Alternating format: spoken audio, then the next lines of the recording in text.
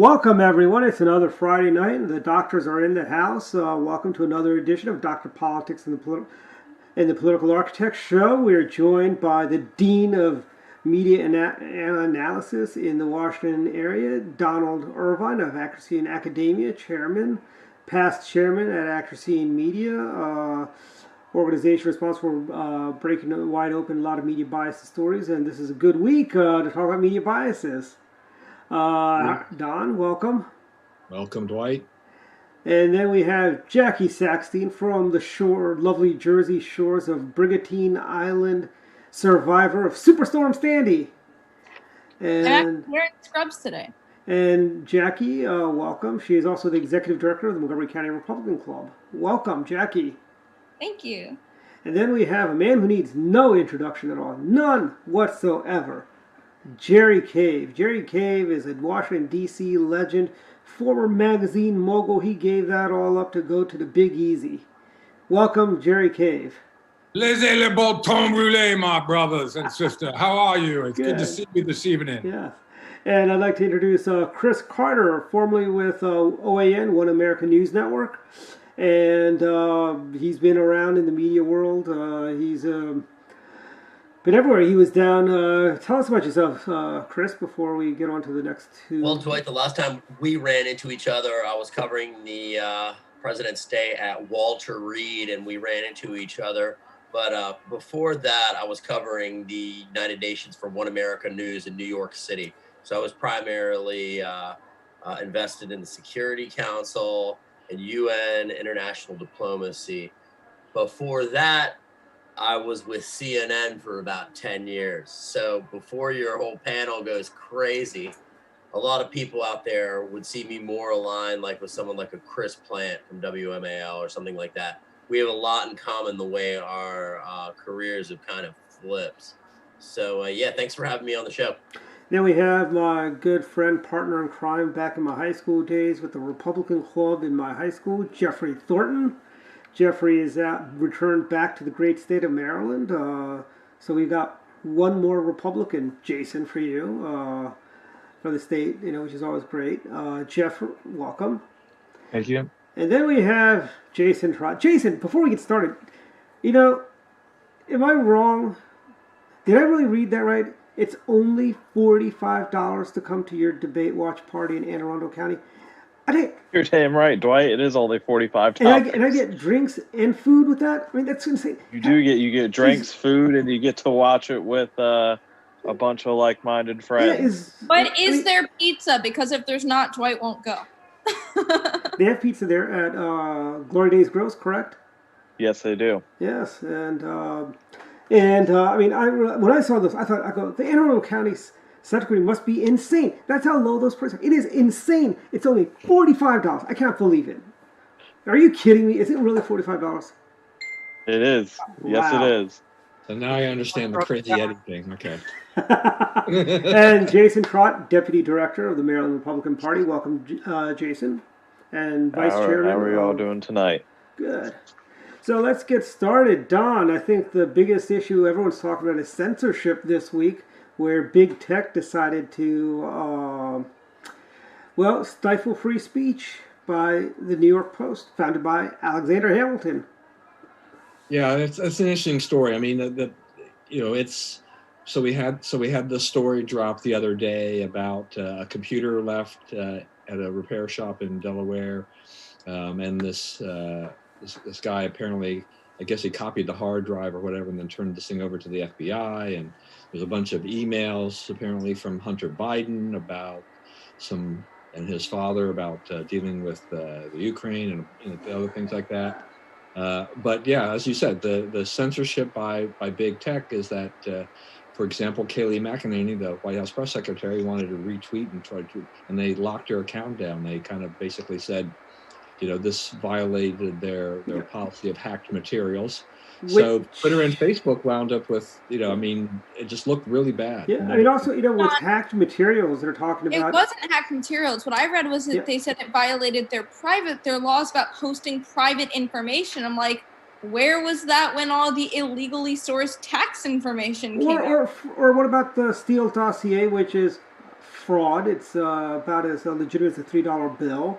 Or the private conversation between our First Lady, and those were privately recorded conversations. I mean, this all kind of goes back to, reminds me of Linda Tripp, who was prosecuted in the state of Maryland because the prosecutor in Howard County was basically doing his Democrat boss's bidding, even though Linda Tripp got immunity, full immunity on the wiretapping stuff from Ken Starr. Well, you know what? But Twitter's backing itself into a corner because this is like, there's now clear evidence, if it wasn't already before, of them editorializing, and they're very much backing themselves into a corner. So let me jump in and put this in perspective. In 2011, I went down to the RNC with a digital program, and I said, you got to go to Silicon Valley, make sure they don't censor you. He ignored it. And the dummies on Capitol Hill and the Republican Party still don't get it. In 2016, myself and a lot of other people, Lori Saxon had a Facebook page with 500,000 likes. I mean, we were reaching a boatload of people. 2 years later, I go to a seminar with Ann Coulter and this commie college professor who's a big liberal, and they reveal what everybody already knew, that big tech didn't think he could win in 2016, so they didn't do the censorship. But that was not the problem after the 2016 election. This is just straight up censorship. And the other date I'd like to put in perspective is April of 2016. And that's when traditional media knew that their giving airtime to Donald Trump gave him the opportunity to win. And they literally on air dispensed with the pretense of being unbiased. So what's going on right now is blatant. Yeah, let's bring Chris and Jeff in, because Jeff works in IT and Chris is in the media game. Go ahead, Jeff. You can go ahead. I'll speak last. All right. So just as a way of introduction, I'm probably one of the more moderate Republicans. I tend to be more centrist and moderate when it comes to a lot of issues. But on this one, I do feel, as been said, that both Facebook and Twitter have kind of backed themselves into a corner, that they have, they're using one standard saying, yeah, we're not going to allow, we're going to allow this kind of information into the public interest because it serves the public interest. And then they say, we're going to not allow this information. So the problem is that, you can't really have it both ways. And so I understand that, media tends to have a leftist kind of slant to it. But that being said, traditionally there has been, at least for traditional news medias, however the information gets into a news organization, whether it's through normal or underground methods, the news typically have been free to publish information, even if it's been acquired through questionable means, because it's in the public interest. And that has been Twitter's stance, for example, for some posts that they've said the president was, crossing the line, but in the public interest, they're going to allow it. In this case, they certainly cut it off. So, again, I think to your point, they are trying to walk the line, but they are clearly on one side. So in this case, I certainly do see and support the fact that they need to be more transparent. As far as the freedom of the press, unfortunately, because of the private corporations, they can censor what they want to. But again, if they want to claim immunity for, saying that we don't publish, we just moderate, then they've got to be careful of how they actually do that and not, editorialize so much that they, again, cross the line into switching over to what kind of business they are and then falling under regulations that would really put them in harm's way for like slander and defamation and those things.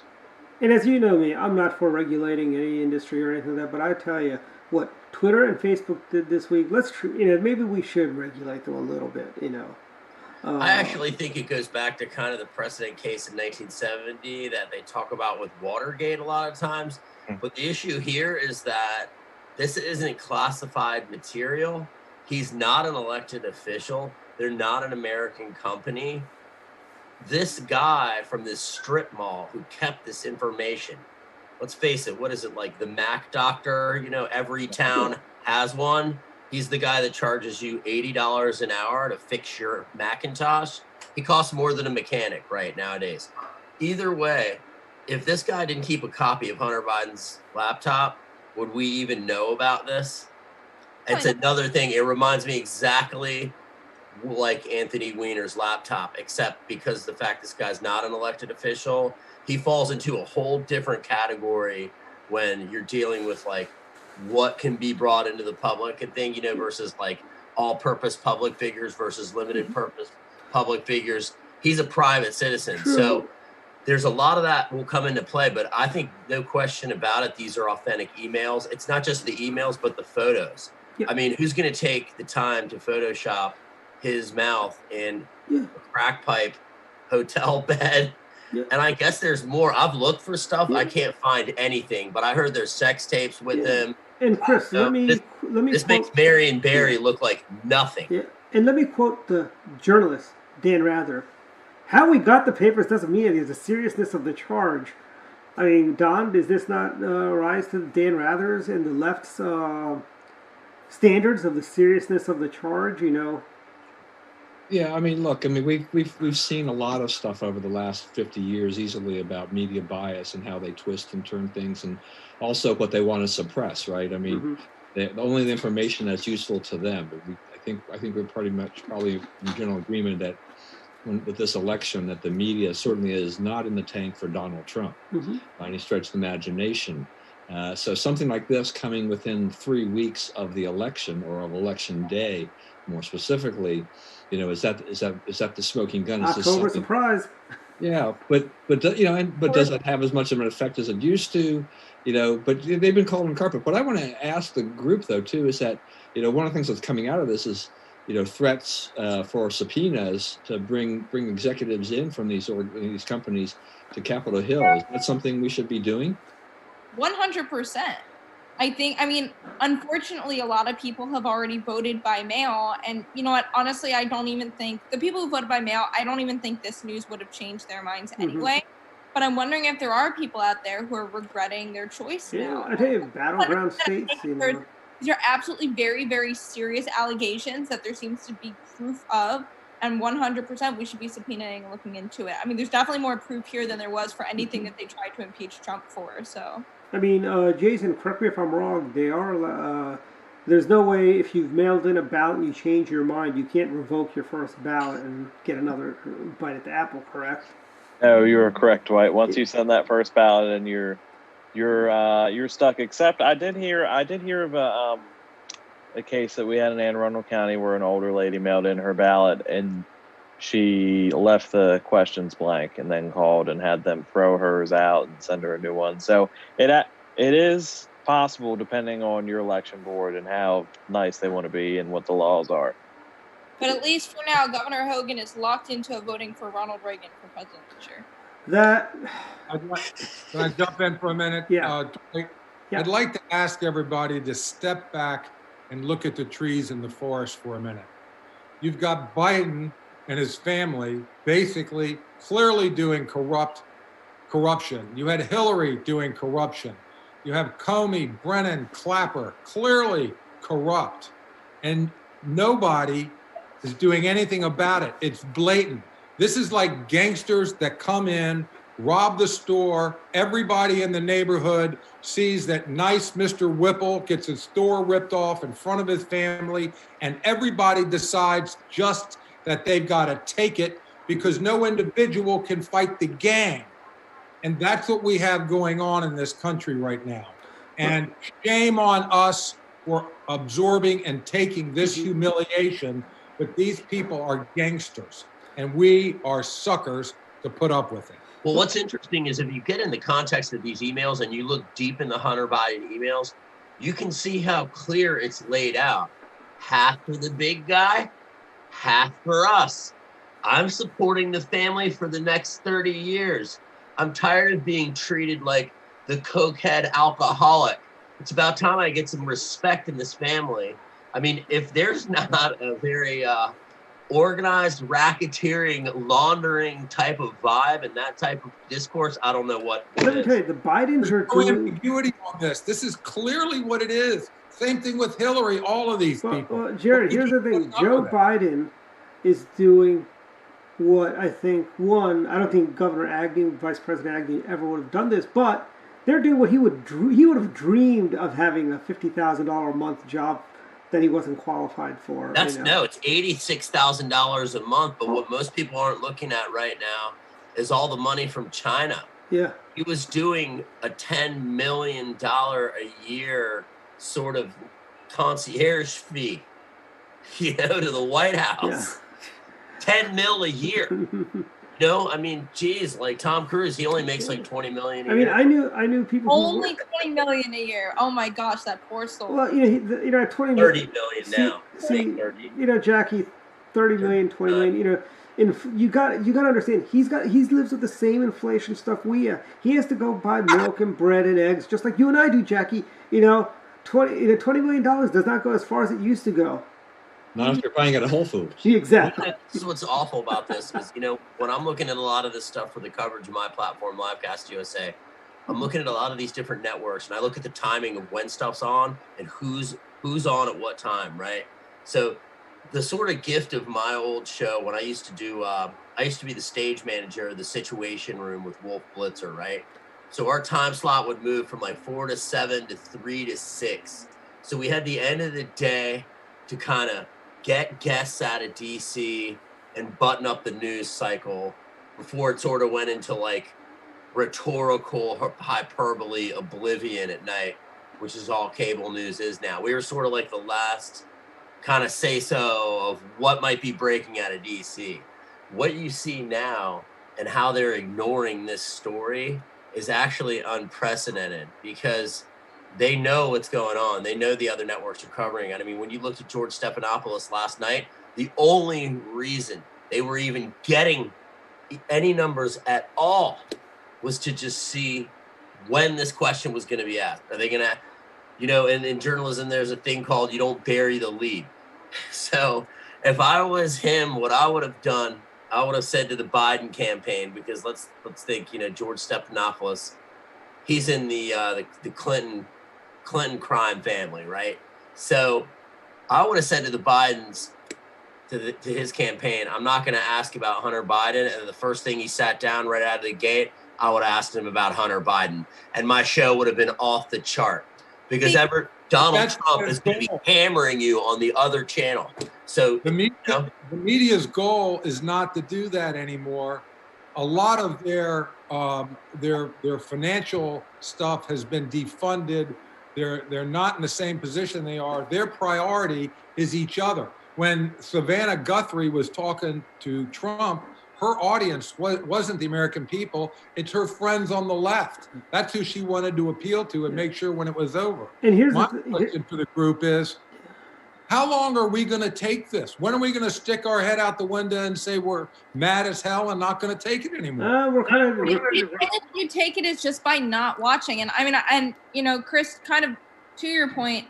I mean, my dad and I, we switched back and forth between the two town halls last night, but we tuned into the Biden town hall knowing full well they were not going to address it whatsoever. We were more so looking to see whether or not Biden tripped up. You could tell that they popped him an Adderall before the show and that there was probably the answers. He was pretty on point last night, and we know that he's not typically. And and it's we know that there's bias on both sides. Fox News.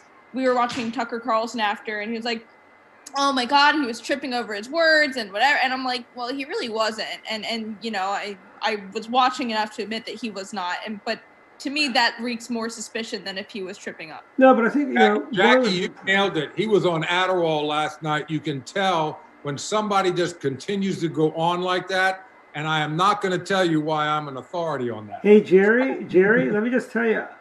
My granddad's neighbor, Dr. Rabinowitz, when he was up there in years, he just go on and tell the same story over and over again because that is a side effect of OLD, Jerry, too. Going on. I don't know, but let me tell you something. I got more AD. The Irish are all ADD and crazy, and they're all on Adderall or Ritalin. So I know about this legitimately, and that's one thing I recognize, but it didn't come to the surface. And Jackie, good for you for nailing that. Well, to Chris's point earlier, though, about the questions potentially being asked and maybe drawing a bigger audience. I mean, we did see the Nielsen overnights show that the ABC, the town hall with Biden, received a far bigger audience. 3 million more, right? Yeah, it was like, I think the figures are anywhere from between 13 and 14 million to about 10 or so, I think, or whatever it was for for Trump. Though I guess if you add up, I think they said if you added up MSNBC, CNBC and NBC, then it came to within like 1 million. But I think, this is an interesting point you make here, Chris, because it's like, why is it that Joe Biden, managed to outdraw Donald Trump? Is it partly because some people actually were looking to see whether the question would be asked about Hunter Biden? Also, what about the court packing question? Are they looking for those things? Were they just going to see, is George Stephanopoulos just going to be lobbing softballs all night? This is the Biden deal. Back up for a minute. Let's say George Stephanopoulos crucified Biden, like you suggested, on this issue. Where would he be in 2 months if he derailed this campaign and helped elect Donald? Well, he should tell people that he's not suicidal. One, he should be telling people he's not suicidal, Jerry. If he went after Joe, he should have afterwards, at the end of the show, when he gave his closing remarks. By the way, I am not suicidal, so when he Hillary hasn't been relevant in a while, honestly. And actually, I was thinking about this the other day. Like, the name Ghislaine Maxwell has fallen off the radar with everything else going on. I'm shocked that she's still kicking. Let me ask you guys a question. How much money do you think George Stephanopoulos makes a year? Probably 8, 9, 10, $12 million. Next. 6 million. 20. He makes 15 million a year. He's one of the biggest paid cable stars. So if he hasn't stacked enough paper now, if he got fired, I wouldn't care one bit. And, 1 year, I'd be set for life. So money is not the issue with him, but think about his virtue signaling, his friends. If he went down in history as the guy that put the stake in the heart of Biden, he doesn't want to do that. There's no ratings or money worth it to him at this Well, point. here's the thing, okay? George Stephanopoulos, what I'd like to know is they gave Joe Biden so many softball questions. There's a lot of parallels between him and Vice President Agnew. If Vice President Agnew, let's go into alt world, where Vice President Agnew beats the rap, and in 1976, he's the Republican nominee. Would George Stephanopoulos give him those softball questions that he gave Joe Biden? No, absolutely not. He would ask about the Bay Bridge and the corruption and all the money in the brown bags that he was getting while he was governor. He would not have done that. This is all about partisan politics, like you guys have been saying.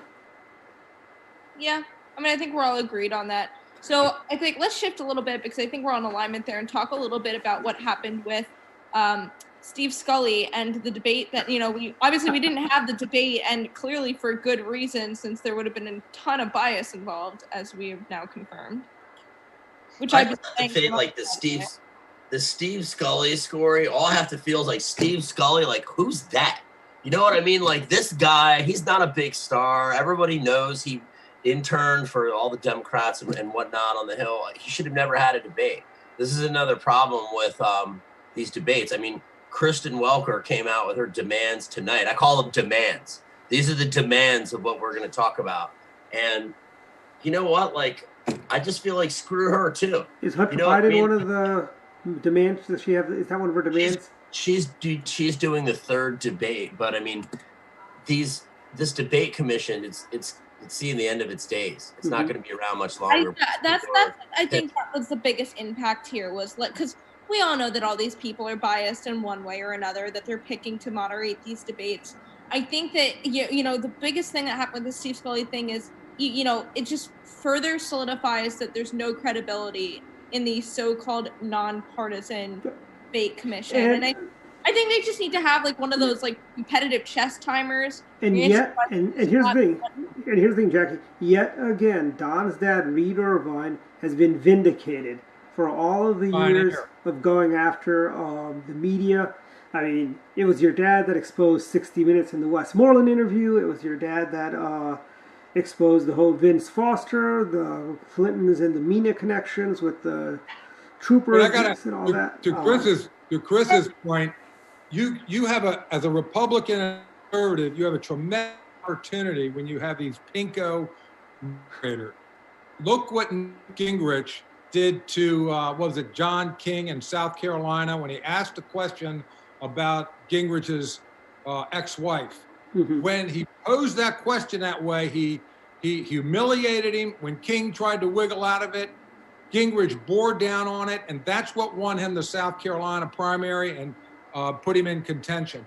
Trump should have told Savannah Guthrie she's not running for office. She doesn't get to debate. She gets to ask questions and listen to the answers. But Trump wanted to debate her. That was the difference between, I mean, you could definitely tell the different vibes between the two. And Trump actually, he even said, I was watching his speech in Florida earlier, and he said something like, you know, that he wasn't feeling well when he had COVID. The next day he woke up and he said, who can I fight with today? He loves that, you know, he thrives on that combative. Well, see, the president's a street fighter. Jackie, you're very prescient. That's exactly, he thrives off it. He thrives off it. There was a movie made in the 50s. It was Steve McQueen's first movie called The Blob. Whatever it encountered. Jerry, I'm glad you brought up the Blob, because let me tell you, Maxine Waters is terrified that if we don't get global warming under control, the Blob's going to thaw out and he's going to come back down here. He's going to blob up the entire planet. So that's why we got to fight global warming, to fight the Blob. Great movie. You know, a lot of you guys, you wouldn't know this, but when I was with CNN, I was actually on this crew that did these special events. So I've done a lot of these big presidential debates. And most of the big people in the game I've met. I mean, I've met Joe Biden more times than I can count. He used to always have this thing with me that he would say, where do I know you from? Because, you know, guys like that, they meet a lot of people, you know. But he would always remember me. He'd be like, oh, yeah, I remember. You're the guy from CNN. But it's interesting because when you're in this environment right now, and I love to look at what I see when I looked at the ABC shoot versus the NBC shoot and how they're setting everything up with social distancing, TV is really saving their asses, because the way that they can shoot things to make it look like it's not an empty arena is pretty good. You know, you can tighten shots up and not bump out so wide and bring some people in, and the way that these audio guys can mix in ambient sound. I mean, I don't know if you guys, I've worked in the technical operations side of broadcasting as well as on the screen. So I've got a knowledge of both sides of that. And when I say the NFL, when they're mixing in what they call nat sound, natural sound on Sundays with the touchdowns, if the directors are shooting really close, you almost don't notice that there's no one there. You know, it's what it's like, he missed the catch. So in the debates, it's interesting because it's helping Joe Biden so much that they can't pack out these houses, because when you look at the campaign trail with Donald Trump, it's like looking at Motley Crue versus your high school battle of the bands. It's not even a comparison. If that's any type of indication for voter turnout, it's going to be a full sweep. I'm calling it a bigger landslide than even Ronald Reagan in 1990. If that's possible. I don't know how much landslide there is, but you make a really good point about voter turnout, because I mean, I keep seeing these reports, record early voting in mail-in voting for Florida, as if that's going to be indicative that Biden is going to win. But yeah, you're seeing all these Democrats voting by mail, but that just means that there's going to be a slew of Republicans showing up to vote in person on November 3rd. And, you know, I really think that that's what we're going to see is a mass majority of the people voting in person, I think, are going to be Republicans. Get out the vote is normally the key metric. You're right about that. But when I was working on the campaign in 2016, and what told us that we knew we were going to win is that the Republicans were finally getting into early voting. And we didn't translate that to mean more, but it translated to enthusiasm. But what we saw was that the Democratic vote in the high density black districts was way below normal, way below Obama, way below Clinton. And that's what told us that we were going to keep North Carolina, Florida, Ohio, and even win Michigan. But it's no longer true that the Democrats are the only ones that show up for early voting. Our people are doing the same thing. Right. Well, and I've also been keeping track of voter registration, and particularly in battleground states, and that it's been like multiplied higher for Republicans, new voter registration for Republicans this year than it has been for Democrats, and I think that's also a really telling metric. Well, I mean, if you look at a lot of the swing states, I think Jerry and I had this conversation earlier. The registration that Republicans are really, like Florida has done a great job registering more Republicans. Even Pennsylvania has registered more new Republicans than Democrats.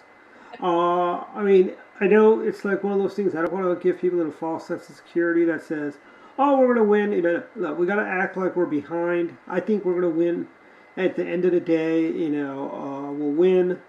We'll have a lot of we'll have a lot of sad, heartbroken Democrats. We'll see a weepy Rachel Maddow. The best news that's come out in a long time is Michigan. There really is no road to the White House for Donald Trump without Michigan. Now, DeSantis helped us keep Florida by keeping the felons out of the voting box. God bless him. But Arizona's now in play. So between Arizona, Wisconsin, and Michigan, Trump's got to win 2 of those 3 or Pennsylvania. And they're all so close with mail-in fraud. I am still nervous. So another one of the topics to talk about that ties directly into this is something that Don had on our list here about ballot boxes and ballot harvesting in California, and the response from the state of California on those issues. So what's your guys' take on that?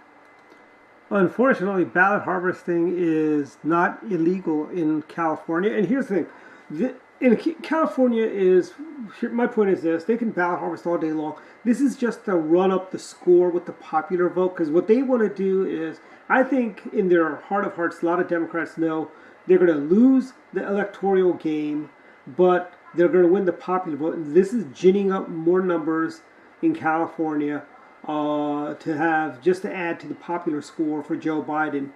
I think the president it's going to be like more 2004 where President Bush won the popular vote and the electoral vote. I think he may actually win the popular vote by not a larger margin, but he might win that and win I think electorally, I think he'll do very well. He's going to obviously lose the usual suspects, the Californias, New York, New Jersey, Maryland, Delaware. He's going to lose those states, Rhode Island, New England, except New Hampshire, I think is going to go for Trump this year. It did not go for Trump. So Dwight, you think that if we have a similar situation to 2016 where Trump wins the Electoral College, but Biden wins the popular vote, that they're going to try and use that popular vote number to abolish the Electoral College again? First of all, the reason we have an Electoral College, there's one thing people don't understand. One, we're not a mobocracy. We're not a true democracy. We're a republic. Okay? Actually, I wish, this may get me in trouble, but I wish we would go back to the way the governors would appoint senators, opposed to senators being popularly elected by the mobs of slobs, as my old poli-sci professor would say. Jackie nailed this, Dwight. Mm-hmm. The ballot harvesting is the precedent for the mail-in voting fraud that we could be looking at. Yeah. When I ran for state senate in Maryland in 2010, I was stunned by how many houses had 3 different families of voters in it. If you mail out all these ballots, you damn well sure the Democrats are going to mail them all back in. The ballot harvesting, I think, in that last election, wiped us out in the House of Representatives. It wasn't just for popular vote. And if they turn that tactic into the voter, the mail-in, that's what scares me. Otherwise, I'd be as confident as Chris. And you're right, Jerry. I mean, here's the thing, because it goes back, because we had races that we were winning on election night in California, there's representatives. And then once all the votes were counted because of all that harvesting, it flipped those seats. We lost a lot of Republican seats, as a result of that. I'm writing down. You said I was right. It's never happened. Hey, I agree with you. Right here. I'll sign it. But this is, and one of the bigger problems too with the ballot harvesting is that while it was, the focus has been on California from before the last election, the thing is that because of the pandemic, more states are allowing other people to go ahead and collect these ballots and turn them in. So this is becoming more widespread. So yeah, if you're worried about election fraud and other issues, if you were worried about it 2 years ago, you should really, really be worried about it this time around. Because we really don't know the effect of this. I mean, we've had that, plus we have, these state Supreme Courts that are saying, well, we will we're going to extend the date to when the ballots, you can receive them and things like this. And it's going back and forth, but, some are sticking to November 3rd. Some have the previous deadline, which was before election day. And now there's several that are saying, oh, it can be 4, 5, 6, 7 days after. that is a recipe for disaster right I mean, there. Pennsylvania, I mean, that's the scariest one where they said, "Oh, we'll take your ballots up to a week afterwards," and they don't. I've literally had Democratic operatives downtown in the Dubliner laugh at us. He says, "You guys don't fight dirty enough." Does anybody on this panel doubt that Democrats will commit voter fraud to win this election? I mean, and that used to be the old joke about the dead voting in Chicago and all of this stuff. Yeah. It's really we don't have to worry about the dead anymore necessarily, because it's just all this other fraud that's going on now. Yeah, and what about we also have discrepancies between states that say like Maryland sends out a request. They say they sent my house several different things because my kids are still registered here. And what did you say? What's that? Your kids are still registered to vote in Maryland, but they don't live there anymore. Right, they don't. But send that ballot back, and it would count. If I did that, right? But at least with Maryland, they sent the request that you had to do the request. So I only sent in mine. My wife sent in hers. We're ignoring the other ones, right? But that's another. One of my pet peeves is how my daughter, who hasn't lived here forever, was still on the rolls here, but she's voted in Utah and then Iowa and now Indiana, where she lives now, because Maryland just don't take people off unless they're really dead. Listen, sometimes they don't. Indiana, you can vote on the back of a coaster for a drink. At the Dubliner. It's not even in Maryland. Well, one of the problems, the other thing too, is that the Republican Party in California was accused of putting out, fake ballot boxes, and everything like that. And that got to be a little bit of a firestorm there as well. The party in California ought to be accused of being stupid. Jerry. I know the old California Republic, the CRP. Don and I used to go there for their conventions. They did 2 conventions, one in the spring, one in the fall. And for some weird reason, they did the fall one up in San Fran or Burlingame or Sacramento. No. I mean, no. The spring one was always in the north. San Francisco. Was the spring or was the fall? The spring one is in the north. Okay. The fall one is in the south. Okay, I knew. San Diego, LA, Anaheim. Yeah. That's where. All right, it's really nice, you old timers. You want to talk about the old timers? Well, I just needed to make sure Dwight was correct in his mind as to where we were. But my point is, just like Maryland, I think they should do all of their conventions in Anaheim. Anaheim's beautiful. Well, it was then. Now it's probably not so much. And Maryland should do all their conventions in Annapolis, right, Dwight? Ocean City. No, Ocean City. Jason, is that a setup? What was that? That is a setup. That's where I think they. By the way, here's the second thing we have to pray for after Trump wins. Let's hope Jackie is right. California takes them up over the top in raw numbers of votes. The people in California get upset. They offer to secede. We let them go, and then we don't have to fight so hard to win the Electoral College. I would like to clarify, I never said that California should or will secede. Well, here's the thing. That was my idea. I'm just giving you the setup. By the way, Jerry, if California secedes, it's going to be the coast of California. We'll still have the good part of California, the red part. Just think how much we can charge them for their water. They don't have any. We can Let's just talk about another big subject too, which is Judge Amy Coney Barrett and the hearings, because that wrapped up yesterday. They're going to have a vote in a week or less than a week now. I think it's all but cast in stone as to what's going to happen here, unless we get some major surprise here, and that she will become the next Supreme Court justice, which is great. But what about the hearings? I would like to get some discussion here. I mean, about what you felt about how the Democrats performed, how she performed, et cetera. I mean, it was already way better than what we saw with Justice Kavanaugh. Clearly, could not get much worse than how that went. There's the image that went viral, I think it was today or yesterday, of Dianne Feinstein and Lindsey Graham hugging it out at the end, because at the end of the day, they're all friends. I don't know if that's a media play or what. I think it was definitely a lot more civil. There were definitely some questions asked that did not need to be asked. the woman from Hirano or Hawaii. Daisy Hirano. Yeah. Who's like, have you sexually assaulted anyone? I'm like, is that just your go-to now because you have nothing on her? But one of the things I like to do is I like to look at what my liberal friends on Facebook are writing.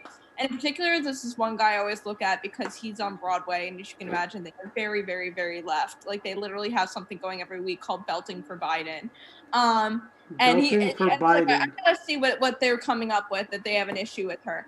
Apparently, she is not fit to be a mother to 2 Black children because she can't name a single author who wrote a book about anti-racism or something like that. And she cannot be a part of their experience as Black Americans.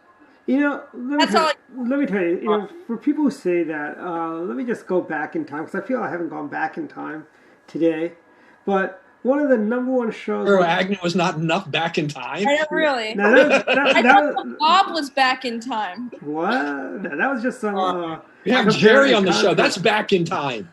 But my point is this. Okay, there was a time in America when the number one television show in America was Different Strokes, where we had a white man raising 2 Black children.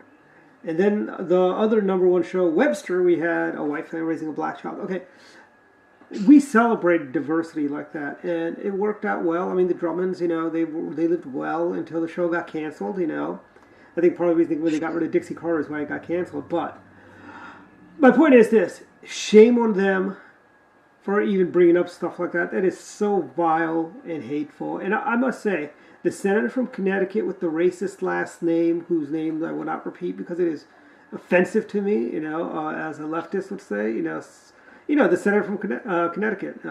Sheldon Whitehouse? No, that's Coons. Coons. Is it? Yeah, that's right. Okay. Coons. He's not that damn well. He's Delaware. Delaware. Yeah, just as bad. Delaware, Connecticut. Wait a minute. All those lefty states look alike. I have a problem. With Judge Barrett.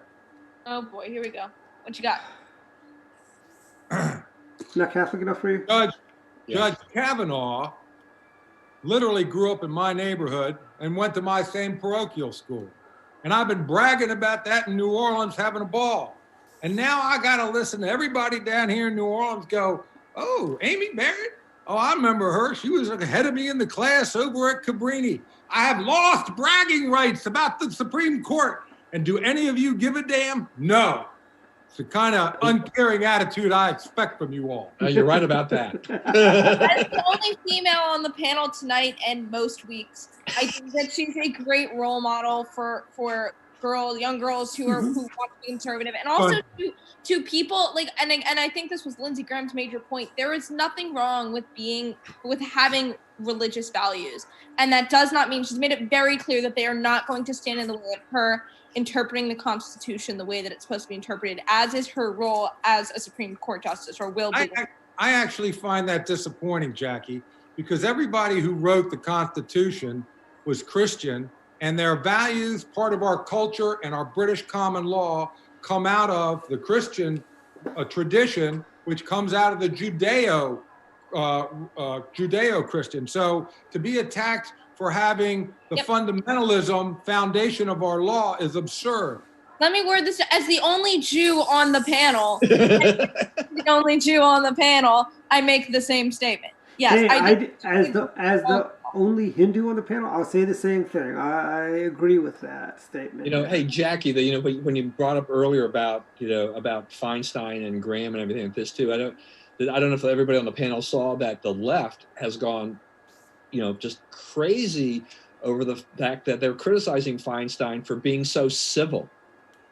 Yeah, it's like when Ellen. Yes, I did see that. How dare you be a human? But remember, Ellen, the left did that to Ellen when she was nice to President Bush. Yeah. Even though I'm sure President Bush probably was like, "What's this crazy woman doing here?" Let's get back to a religious anomaly on the Supreme Court.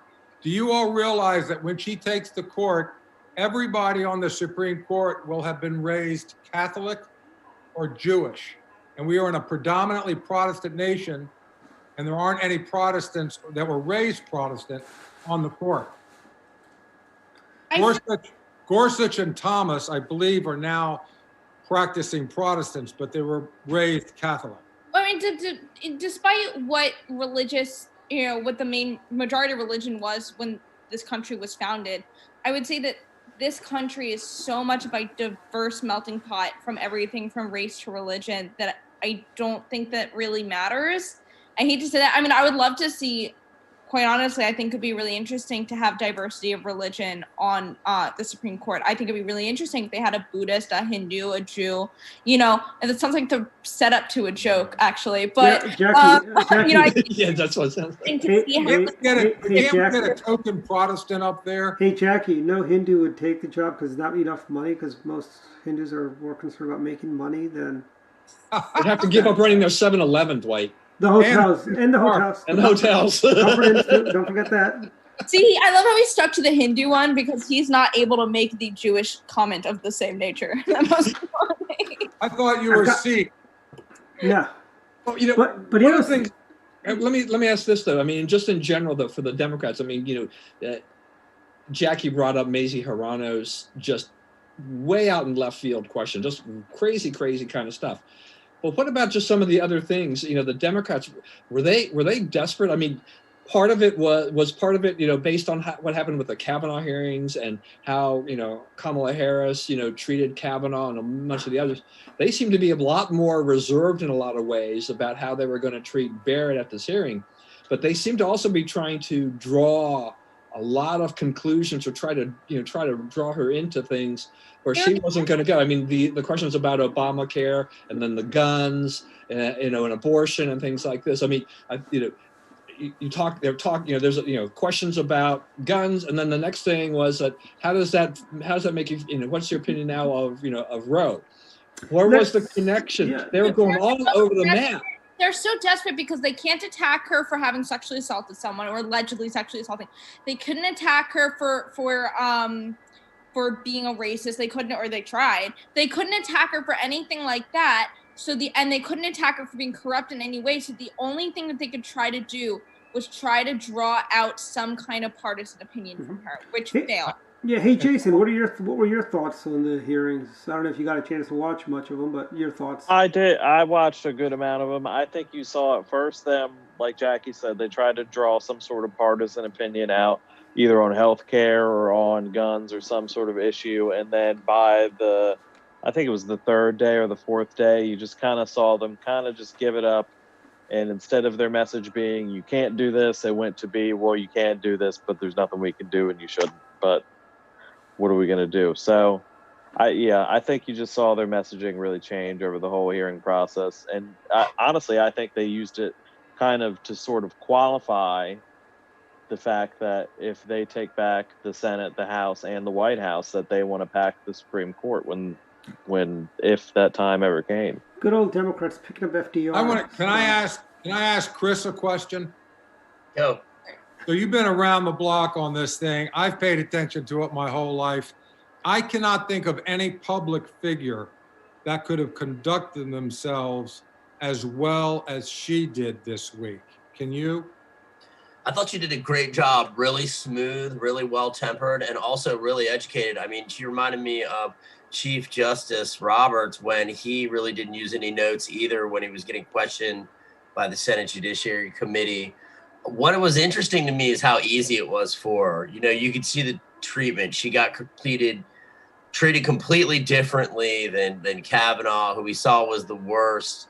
Now, Jerry, did you go to Georgetown Prep? Did you go there? Is that where you went?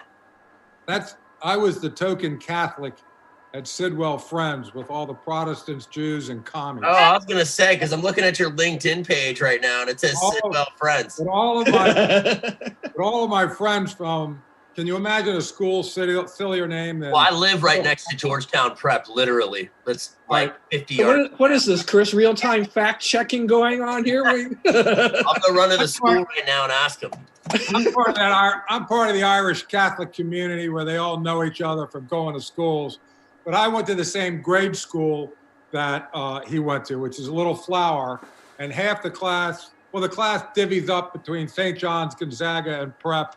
And I was the token guy that I'd never met a Jewish person before I got there. Really? There were 6 Jews in my class, and I went to Quaker school. Hey, Well, Jeff, they'd never Jeff met an Irish kid when I got there too, so it was all. I want to get So you were the I wanna get minority of Jeff in civil here as friends, as our Gary. resident centrist, Dwight. Okay, What's that? Jeff, I want our resident centrist to come Okay. here and comment on this because we're all pretty conservative. I want to get Jeff's opinion as being a little bit more middle of the road. So yeah, I did see some of the hearings, and I think she held herself very professionally.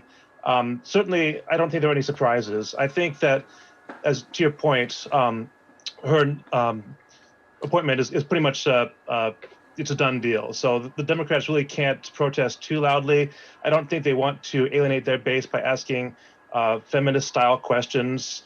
And I think that she, again, wasn't giving up much information either. So I think that, the Democrats at best were trying to back her into either saying something that could be used against her or being so non-committal that they could basically, show that they were making a point by her not saying something. Do you guys want to see something crazy right now? So I have this thing hanging on my wall. Like, I never show this to anybody, but so hold on a minute here. Just Sure. let me Show it move. to the entire internet. So If you gotta do it, do right it. here, tell me if you recognize who that is. See that cute kid? And who's that he's standing with? The cute kid is me. That's my other friend who I'm still friends with to this day. Looks like- George, is that McCarthy on the right? Chief Is that Justice McCarthy? Warren Berger. of the Yeah, Supreme that's what I was Court. gonna say. Wow. Wow. So this is the first interview I ever did. I was in 4th grade. We did it on a school project. My friend's dad was big in the GOP around here somewhere. He passed away last November. He made this happen. And I thought this was just so funny because I had no idea who this guy was when I was interviewing him. He just looked like some, cool guy. I'm like, wow, that's pretty good. Yeah. Oh, that's a great story there. Actually, I had lunch with him and Sandra Day O'Connor in the courtyard of the Supreme Court. Oh, nice. Very All right, cool. we're rounding the bend on the time here. So Yeah. another question, something I wanted to ask you guys too here was about, there's been a lot of brouhaha about more stimulus relief, right? This has been going on for months. I mean, Nancy Pelosi has been digging in her heels. She started at 3.3, 3.5 trillion, said that she'd settle for 2.2 trillion. Trump, I thought, did a great job of coming back with a lesser package, saying, let's get some relief, for the airlines and things like that, very specific that way. That wasn't going anywhere. McConnell has tried to introduce, skinny bills, kind of thing like that, which didn't go anywhere with the Democrats. And then, so apparently, Mnuchin and Trump are willing to go to up to 1.8 trillion. But Nancy, she's standing firm. Now, McConnell is not willing to go to 1.8 trillion, but President Trump and Steve Mnuchin are willing to do that. And Nancy Pelosi wants the American public to believe this is still the Republicans' fault and not her fault for not moving forward, to the point that she called Wolf Blitzer during this the other day a Republican apologist. Give me a break. I mean, it's like, there are, let me tell you, there's a lot of great Republican journalists that are turning over in their graves when they hear Wolf Blitzer is this right-wing ideologue, apologist for the GOP. This is the guy that was, I believe he was, wasn't he also mixed up in Operation Tailwind with, what's his name? Who was the big CNN Baghdad guy during the first Gulf War? Are you going back to Anaheim or something? What's going on? I'm going back to Operation. That was CNN did this big story back in the 90s about Americans gassing people in Somebody ask Iraq. Alexa, please. This is why we have Alexa. All right, I got one for Chris. Chris, you were in broadcasting, and so was I. In 2016, I saw what Trump was doing and realized from my experience in broadcasting why he was going to win. If you look up Trump, Stern, my name, and look up in the Atlantic, the story ran in April of 2016. You win this is what you learn on the sales side in broadcasting, selling advertising. You win your first sale on a plausible promise to solve somebody's problem. That's how he won in 2016. To get his renewal or re-election, it's based on the perception of how well he delivered on his promise. In January, the Republicans were talking about winning Minnesota because he did. brought the country back economically. But COVID has taken away his best pitch to get reelected. So Nancy Pelosi is not going to help on this. They want to intensify the pain so that the best reason to reelect Trump gets obscured.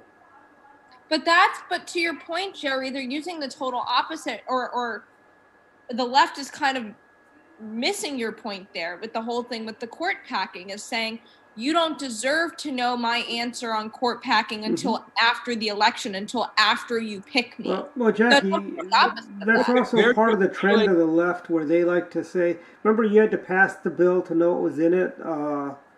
And it's the same thing, that they don't want to pass anything, right? Like you were saying, they don't want to pass any kind of legislation to help the people until Biden wins, because they want it to make it look like Biden cares more about the people. But if they really cared about the people, they would put partisan politics aside and actually pass something. No, you got to go. The whole thing about court packing is brilliant branding by the left.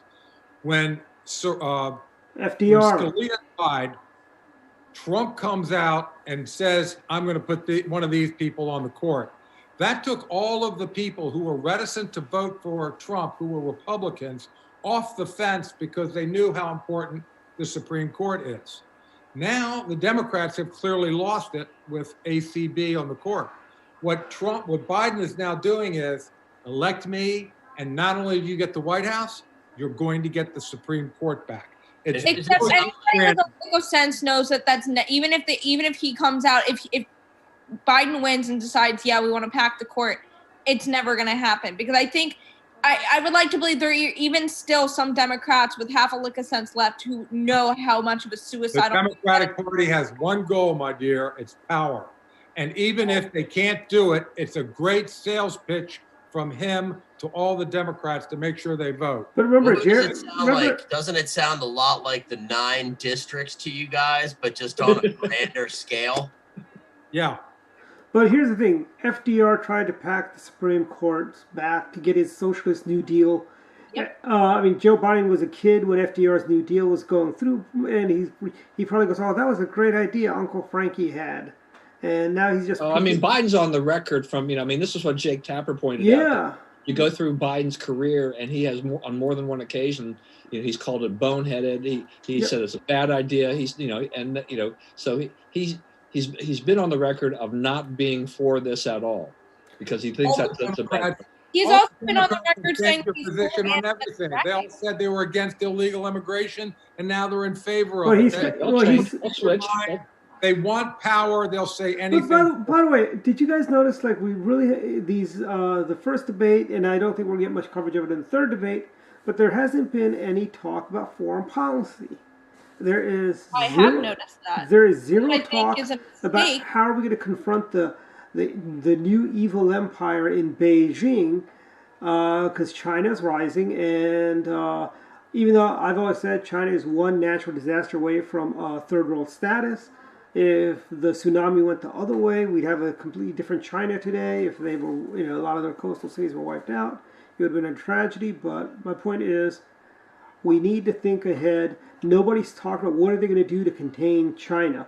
We should be putting in ICBMs in Japan, Taiwan, South Korea, even in India. Ready to launch. On a different topic along the lines of foreign policy, I think that really the Trump administration is missing a huge opportunity there to talk about foreign policy, and they should be bringing it up more in every public forum he's in, including the next debate, because this man has done more for peace in the Middle East and for the state of Israel than any other president in the history of this country, and that's huge. It's like the guy literally has 3 or 4 nominations for 3 the Nobel Peace Prize, and I think that's really a huge thing that they should be bringing up over and over and over again. Peace in the Middle East is something that's been unachievable for years and years and years. Here's a question I want to throw out for you guys here. Are already going to vote for it.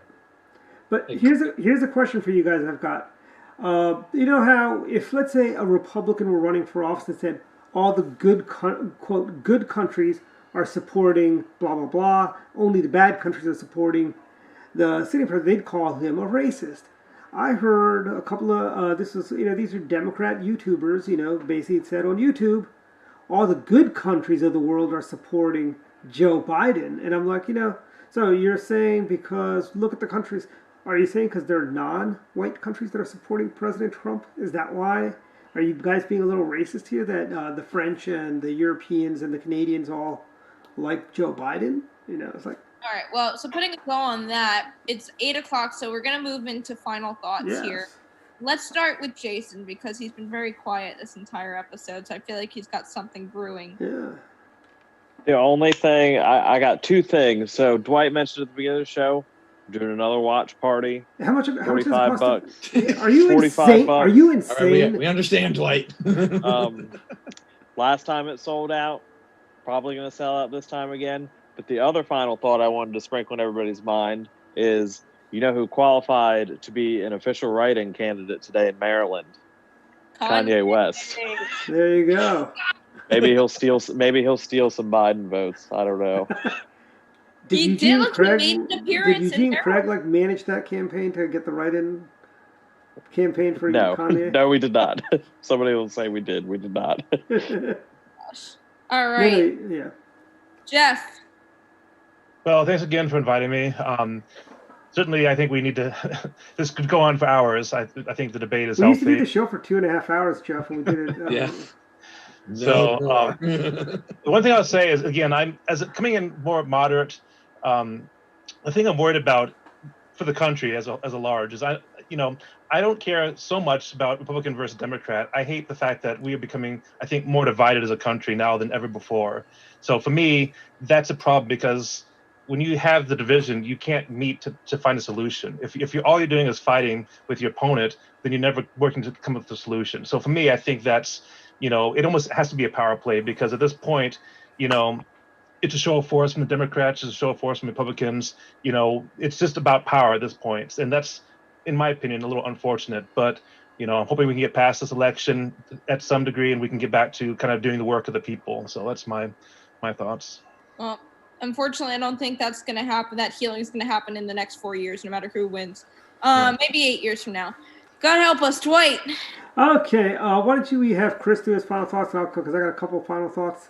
Of course. Chris. Sir, I'm saying repeal Section 230 for social media companies.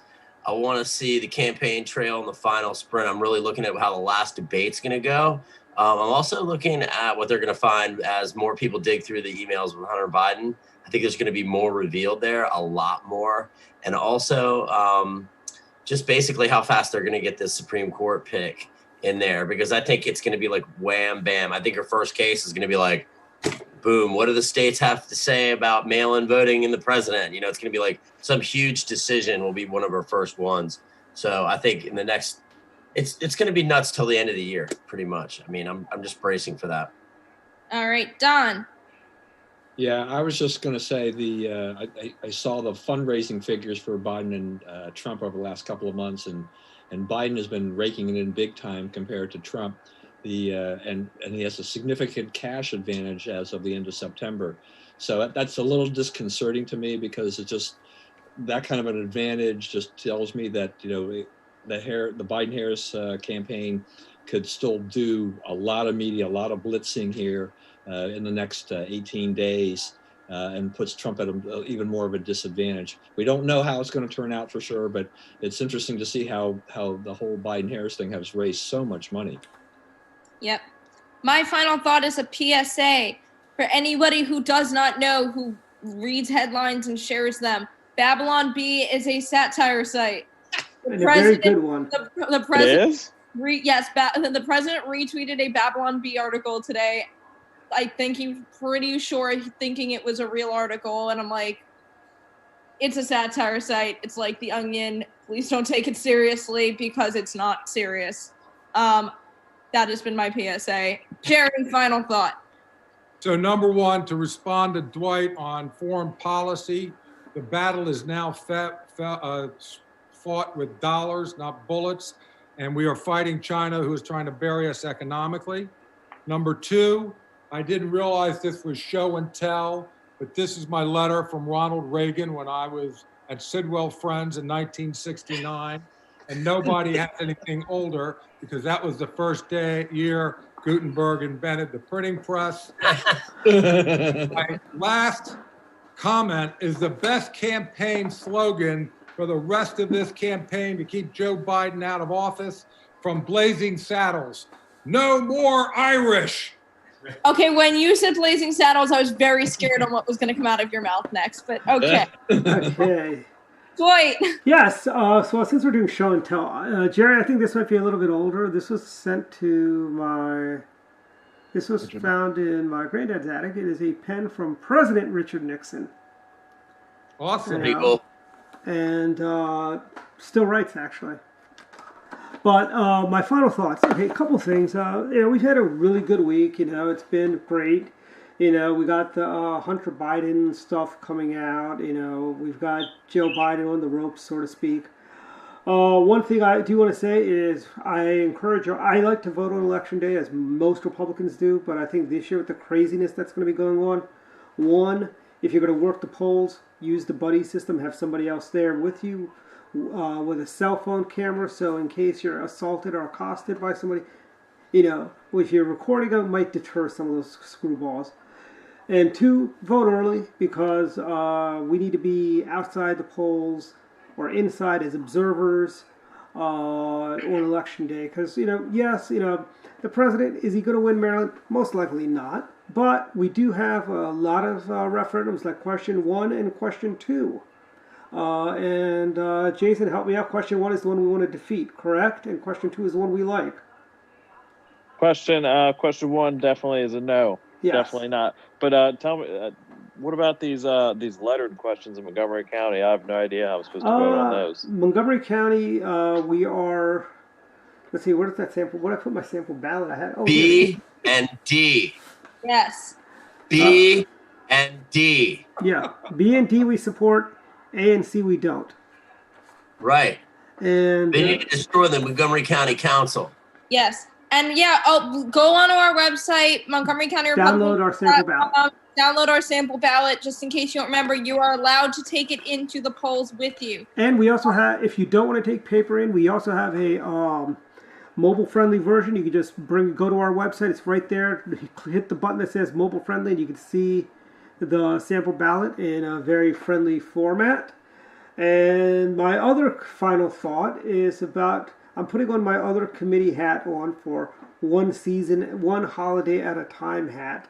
I am getting tired of seeing pumpkin spice in July, Christmas trees in September, and seeing Halloween candy in September. I'm sorry, we have Columbus Day before Halloween. So now we can talk about Halloween, and let me just go quickly around the room. Favorite and least favorite Halloween candy. Mine is the Hershey Almond Bar, and the one I hate the most is Three Musketeers, because that candy just makes no sense to me.